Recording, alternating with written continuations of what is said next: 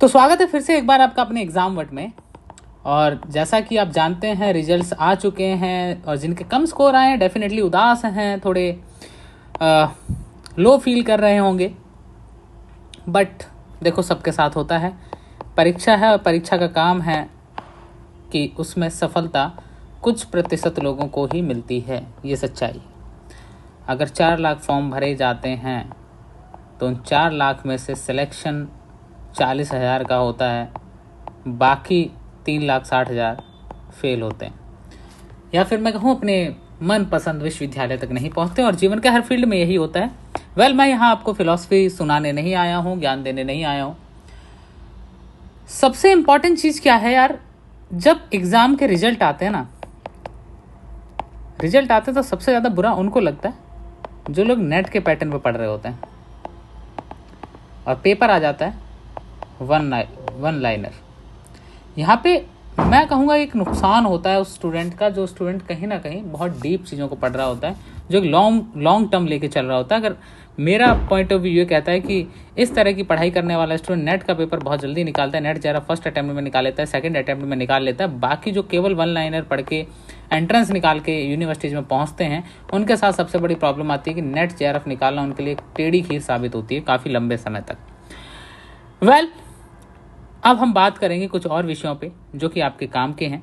उससे पहले अगर आप चैनल पे पहली बार आए हैं और हमारा कंटेंट आपको यूज़फुल लगता है तो प्लीज़ फॉलो कर लें, सब्सक्राइब कर लें चैनल को, टेलीग्राम पे जुड़ जाएं, और हमारा ये व्हाट्सअप नंबर है, इस पे आप डायरेक्ट हेल्प मांग सकते हैं। हल्ला मचाने को बहुत सारे प्लेटफॉर्म्स हैं, आप वहाँ जाके हल्ला सुन सकते हैं। कट ऑफ्स पे अलग अलग एनालिसिस किए गए हैं, आप उनको देख सकते हैं। सबसे पहला स्टेप क्या होगा, रिजल्ट्स आ गए, अब पहला स्टेप क्या होगा ये जान लीजिए।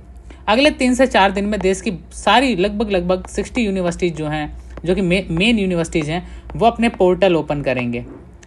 अब ये पोर्टल ओपन करेंगे, इसका मतलब है आपकी जो फीस रहेगी मिनिमम 300 और मैक्सिमम 1,000 तक। कुछ यूनिवर्सिटीज़ 1,000 भी चार्ज करती हैं, कुछ 300 चार्ज करती हैं। तो आप देख लीजिए कि आपने 300 वाले में अप्लाई करना है, 1,000 वाले में, डिपेंड करता है यूनिवर्सिटी का। लेकिन इंडिया की जो मोस्ट टॉप यूनिवर्सिटीज़ हैं वो 300 से ऊपर नहीं लेती हैं।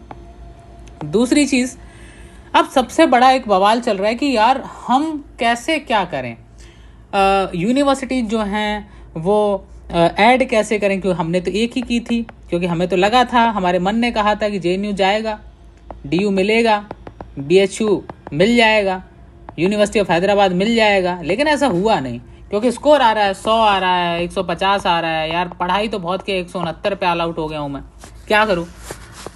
यूनिवर्सिटी ऐड करने का जो फाइनल अपडेट है हमें, वो एनटीए की तरफ से मंडे को मिल पाएगा। जो मेरी इन्फॉर्मेशन से, जो मेरे कुछ सीनियर्स वहाँ काम करते हैं, उनके थ्रू मैं जानकारी निकालने की कोशिश करूँगा कि जो एनटीए है वो क्या पोर्टल ओपन करेगा या नहीं करेगा। वो इन्फॉर्मेशन मैं आपको मंडे को दे पाऊंगा। लेकिन अगर पोर्टल ओपन होता है तो ध्यान रहे, फिर भी एकदम आंधी की तरह आपको सारी यूनिवर्सिटीज ऐड नहीं करनी है, चीज़ दिमाग में रखनी है आपको।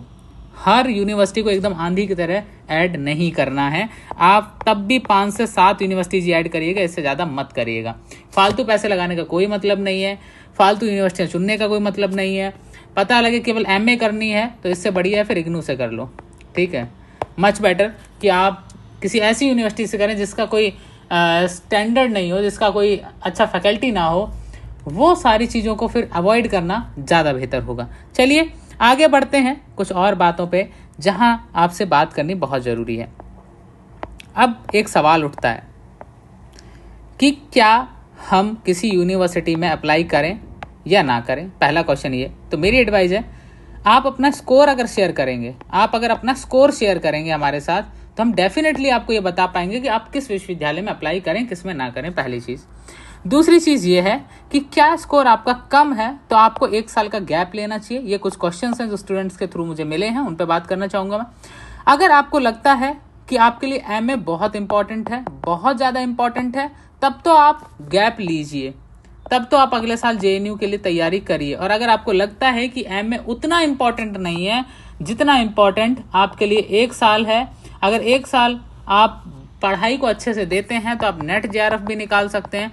और ज़रूरी नहीं है कि आप एमए ही करें यहाँ से, आप पीएचडी भी यहाँ से कर सकते हैं। मैं ये नहीं कह रहा यूनिवर्सिटी, टॉप यूनिवर्सिटी से करने के बहुत फ़ायदे होते हैं, लेकिन ये ज़रूरी नहीं है कि जो यूनिवर्सिटीज़ से आप पढ़े हैं उन यूनिवर्सिटी से निकलने के बाद 100% सफलता मिलेगी, ये कोई ज़रूरी हो। एक और क्वेश्चन आ रहा है, कई स्टूडेंट्स ने डेवलपमेंट स्टडी में आईआईटी मद्रास में अप्लाई किया हुआ है, क्योंकि आईआईटी मद्रास हो गया, उसके बाद आपका आई थिंक एनआईटी त्रिची है, वहाँ पे आपका जो एमए इंग्लिश है वो करवाया जाता है। मेरा आप सबसे एक रिक्वेस्ट है, अगर आपको ये टैग लेना है, आईआईटीज का टैग लेना है कि नहीं भैया मेरे को आईआईटी से ही पढ़ना है, बिकॉज मैं आईआईटी के थ्रू आईआईटी में बीटेक तो नहीं कर पाया था, बीटेक नहीं कर पाई थी, अब मैं अपना एमए इंग्लिश या एमए डेवलपमेंट स्टडीज वहां से करूंगी या करूंगा, तो आप अगर ऐसी स्थिति में हैं तो प्लीज आईआईटी जाइए, क्योंकि यहाँ का फीस स्ट्रक्चर काफी हाई है। अब आप अगर लाखों रुपए यहाँ पे लगाना चाहते हैं तो प्लीज लगाइए, मुझे कोई दिक्कत नहीं है, लेकिन मेरी एडवाइस है कि अगर आईआईटी की अपेक्षा आपको बाकी यूनिवर्सिटी टॉप मिल जाती हैं, जेएनयू मिल जाता है, डीयू मिल जाता है, बीएचयू मिल जाता है, ठीक है, यूनिवर्सिटी ऑफ हैदराबाद मिल जाता है, तो मेरी एडवाइस है प्लीज यार यहाँ जाओ, आईआईटी मत जाओ। इसके अलावा Tata Institute of Social Sciences मिल जाए, यहाँ जाओ। आईआईटीज में सोशल साइंसेज आए हैं, लेकिन उतने बड़े स्टैंडर्ड पे नहीं है जितने बड़े स्टैंडर्ड पे इन ऑलरेडी स्टैब्लिश यूनिवर्सिटीज में। मुझे नहीं पता कौन सा खुमार चढ़ा हुआ है आईआईटीज में जाने का, आई डोंट नो, क्योंकि ह्यूमैनिटीज में मुझे समझ नहीं आता कि आपको वहां पे 2 साल लाखों रुपए लगाने की क्या जरूरत है, क्योंकि घूम फिर के फिर आपको एकेडमिया में ही आना है, फिर आपको वही नेट जेआरएफ निकालना है या फिर यूपीएससी की तैयारी करोगे। कुछ स्टूडेंट्स का कहना था सर 2 साल की तो बात है, 2 साल की बात अभी लग रही है, लेकिन मैं आपको एक्सपीरियंस बता रहा हूँ। जेएनयू में मैंने नोटिस किया, जो लोग एमए में आते हैं ये सोच के कि हम गवर्नमेंट एग्जाम की प्रिपरेशन करेंगे, वो लास्ट में नेट जेआरएफ निकालते हैं, और नेट जेआरएफ निकाल के सिर्फ एक फील्ड के लिए काम करते हैं, वो है आपका एकेडमिक्स। तो आप निर्णय करिए कि आपको एकेडमिक्स में जाना है, तब तो आप जहाँ से भी एमए मिल रहा है कर लीजिए। और अगर आप सही में पैरेलली यूपीएससी देना चाहते हैं, पीसीएस देना चाहते हैं, आरएएस देना चाहते हैं, तो मुझे नहीं लगता कि आपको आईआईटी जाने की ज़रूरत है। क्राउड अच्छा मिलेगा अलग बात है, लेकिन अगर आप इस लेवल पे सफिशिएंट है कि आप पैसा खर्च कर सकते हैं, जा सकते हैं, तो जाइए, बेझिझक जाइए।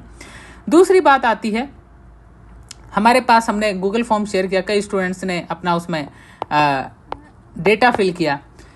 उस डेटा के according I notice one thing, everyone is confused, I don't know why.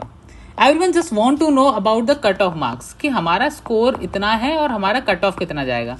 थोड़ा सा सब्र रख लो, कल से हम केवल कट ऑफ पे वीडियोस लाएंगे, केवल और केवल हम बात करेंगे पॉल साइंस से लेके history, physics, chemistry, biology, zoology, botany, सब की बात करेंगे, लेकिन आपको कल तक का वेट करना पड़ेगा, क्योंकि तुरंत से एनालिसिस लाना सच बताऊं तो प्रैक्टिकली पॉसिबल ही नहीं है, ठीक है। दूसरी चीज़, जिन स्टूडेंट्स को BBAU जाना है, जिन स्टूडेंट्स को ऐसा लगता है कि उन्हें CUPB जाना है, सेंट्रल यूनिवर्सिटी ऑफ पंजाब जाना है, जिन स्टूडेंट्स को ऐसा लगता है कि हमें CUSB जाना है, मैं उनके लिए एक इनिशिएटिव लाने की कोशिश कर, ऐसे स्टूडेंट जिनके स्कोर कम है, 100 के आसपास हैं, वो प्लीज़ हमारे एक व्हाट्सएप ग्रुप है जो अंडर 100 के नाम से है, या इस व्हाट्सएप ग्रुप को जरूर ज्वाइन करें, ताकि आपकी हम मदद कर पाएँ।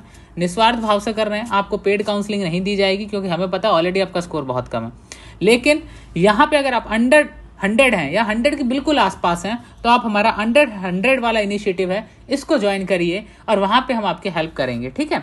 आप जो हमारा व्हाट्सअप नंबर है ये वाला, इस पर मैसेज करके उसका लिंक मांग सकते हैं, हमारी कोशिश रहेगी। और यहाँ पे जब आप मैसेज करें तो प्लीज़ अपना स्कोर ज़रूर मेंशन करना कि आपका स्कोर क्या है, किस सब्जेक्ट के लिए आपने अप्लाई किया है क्या नहीं, वो प्लीज़ मेंशन करिएगा।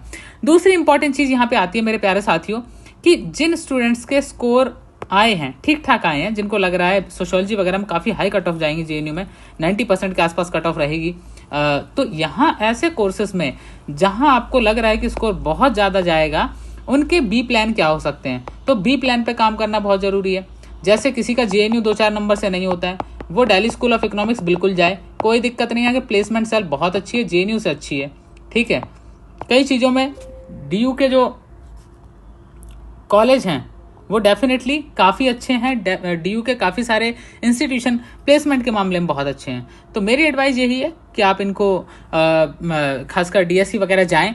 और उसके अलावा अगर पोर्टल ओपन होता है तो आप प्लीज़ ऐड करिएगा यूनिवर्सिटीज़ को। और एक एडवाइस आपको देना चाहूँगा चलते चलते, आप अगर इंस्टाग्राम पे एक्टिव हैं तो मैंडी जेएनयू करके अकाउंट है, उस पर जाके भी अपने मैसेजेस के थ्रू हेल्प मांग सकते हैं। अगर आप व्हाट्सएप पे नहीं आना चाहते हैं तो आप इंस्टाग्राम पे भी मदद मांग सकते हैं। आप सबका शुक्रिया जुड़ने के लिए। और अगर आपका कोई क्वेश्चन है, कोई डाउट है, तो मैंने आपको बता दिया ऑलरेडी, आप इस व्हाट्सएप नंबर पे हेल्प मांग सकते हैं।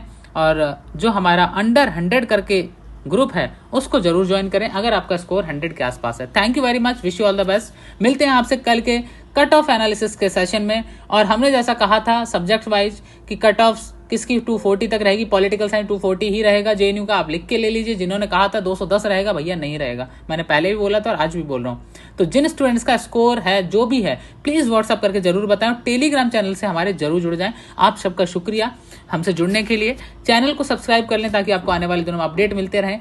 और आप सबसे मिलते रहेंगे यूट्यूब के थ्रू, इंस्टाग्राम के थ्रू, टेलीग्राम के थ्रू, व्हाट्सएप के थ्रू। बने रहिए हमारे साथ आगे की अपडेट्स के लिए। Thank you very much, wish you all the best.